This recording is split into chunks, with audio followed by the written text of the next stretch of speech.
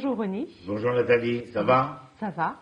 Ronnie est historiographe, historien et philosophe, plus exactement. Je t'attribue des attributs supplémentaires maintenant. Peut-être non mais bientôt. Comme j'écris, alors ça peut pas se Voilà, graphe aussi, exactement. Et nous allons aujourd'hui considérer la Haftara du deuxième jour de Rosh Hashanah. Donc une Haftara Shana Tova, une Haftara qui a donc beaucoup d'importance puisqu'elle débute l'année juive. Et nous avons un début assez surprenant. Ainsi proclame l'Éternel, il a obtenu grâce dans le désert de l'exil.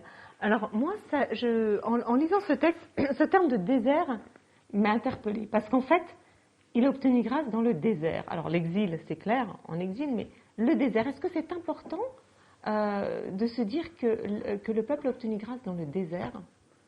Est-ce qu'il y a un élément particulier du désert? Qu'est-ce que c'est que le désert? Le désert, Bidiouk, Midbar.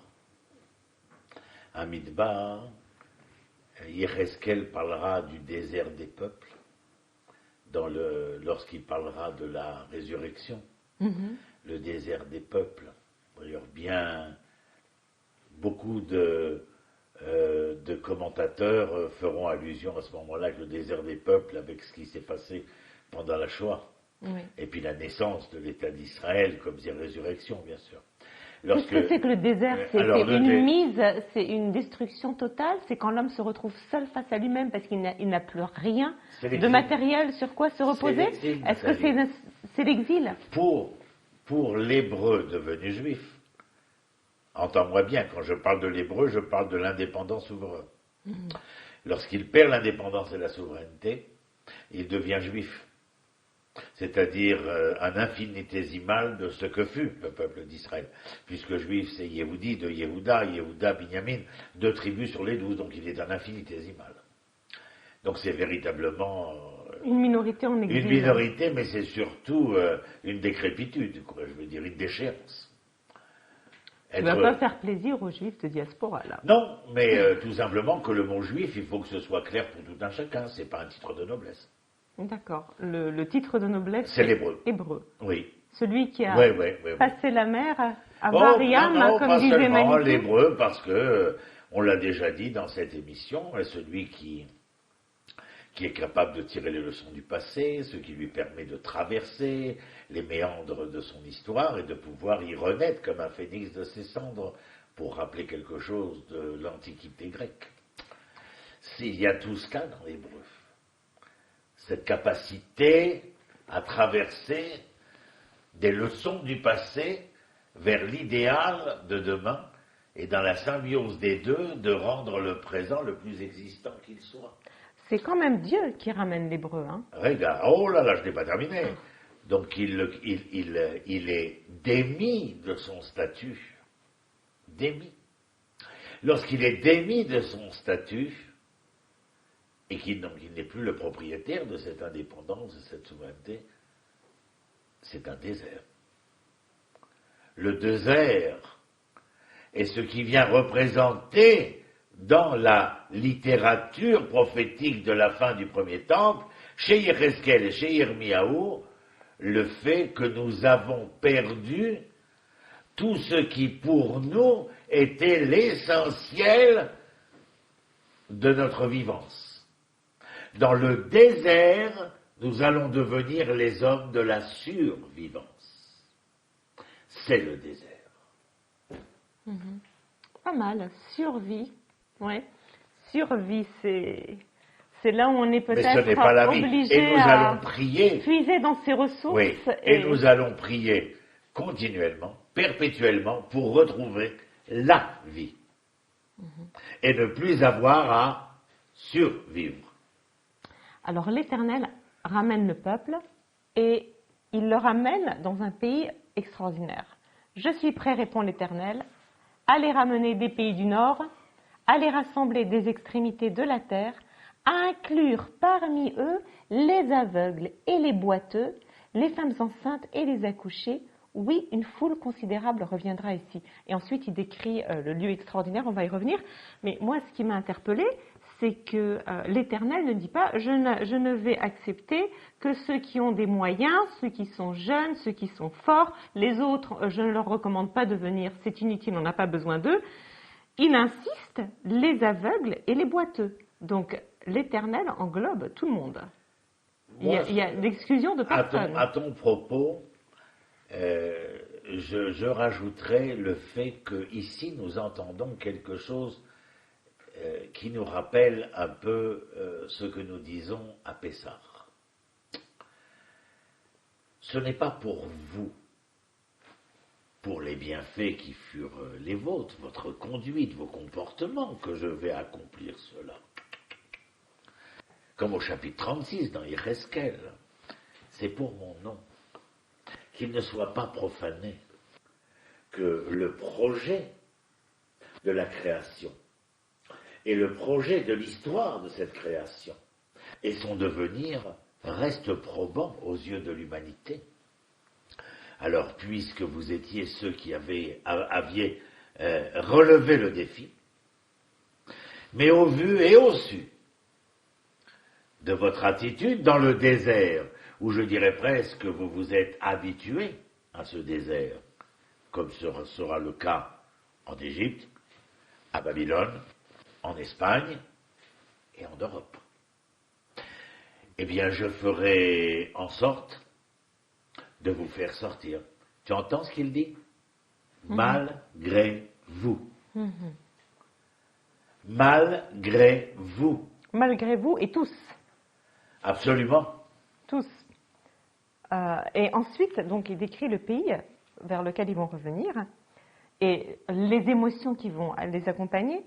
C'est en larmes qu'ils reviendront et avec des prières sur les lèvres, je les conduirai, je les guiderai vers des cours d'eau par un chemin uni sur lequel ils ne trébucheront pas.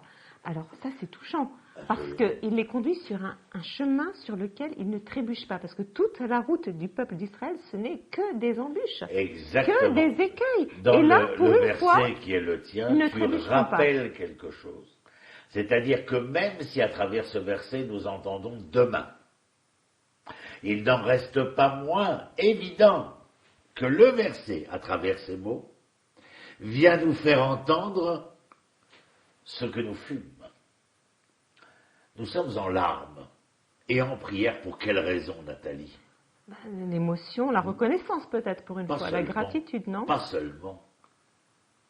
C'est parce que nous laissons derrière nous des heures de souffrance, des temps de désolation, le temps de la contrition, le temps où nous étions entre l'espoir et le désespoir, parce que nous avions un espoir impatient. Alors oui, il est probable que lorsque nous sortons, nous soyons, plus enjoués que nous le fûmes précédemment. Mais les larmes que nous versons sont les larmes que nous amenons avec nous. Et certainement, probablement, il n'est pas, il ne serait pas étonnant de penser que ces larmes viennent rappeler ceux que nous avons laissés derrière nous, qui n'ont pas pu, parce qu'ils ne sont plus, faire partie du voyage qui est le nôtre. Nous sommes prières, oui, pour remercier l'Éternel de vers où nous emmène-t-il, mais nous sommes prières pour la mémoire aussi. Les deux choses, les deux mouvements de l'histoire ne sont pas l'un à la place de l'autre, mais l'un en même temps que l'autre. Nous quittons, nous sortons de ce désert. Nous allons vers ces contrées enjouées, où coule le lait et le miel. Mais entre les deux, il y a quelque chose qui ne cesse, qui n'a de cesse, les larmes et la prière. Oui, c'est effectivement très frappant de voir que c'est un peuple humilié, abattu, humble, au sens fort du terme, qui est amené vers un pays juste merveilleux, avec des cours d'eau, pas d'écueils, parce que non seulement sont-ils boiteux, aveugles, pas seulement, mais ils pleurent, ils sont vraiment humbles, Et ils arrivent donc dans un pays absolument merveilleux. Et l'Éternel précise toujours que c'est lui qui les conduit. Je les conduirai, je les guiderai. Là, le peuple semble assez passif pour une fois. Et, enfin, pas pour une fois, mais là, en tout cas, c'est l'Éternel qui a le mérite de les conduire. Une fois qu'ils ont l'air bien cassés, il les repêche et il précise « Celui qui a disséminé Israël le rassemble à nouveau ». Donc l'Éternel prend la responsabilité de tout le destin d'Israël. Alors d'un côté, il lui demande constamment d'agir et de prendre son destin en main, d'être responsable, et de l'autre côté, il lui dit « C'est moi qui t'ai disséminé et c'est moi qui te ressemble ». Parce qu'il y a quelque chose qu'il faut préciser. Ce ne sont pas des délivrés, ce sont des rescapés. Mm-hmm. Il faut savoir faire la différence entre délivrés et rescapés. Ils sont rescapés parce qu'ils ne sont pas innocents du tout. Ils sont coupables. Et c'est malgré leur culpabilité que Yirmiyahu fait cette prophétie, qu'ils seront ramenés dans leur foyer, rédimés du désert dans lequel ils s'étaient fourvoyés. On s'habitue au désert. Il y a comme une dissonance cognitive. Lorsqu'on arrive dans une usine et qu'on entend du bruit, ça nous dérange. Mais lorsqu'on y travaille tous les jours, le bruit nous dérange de moins en moins. Mmh.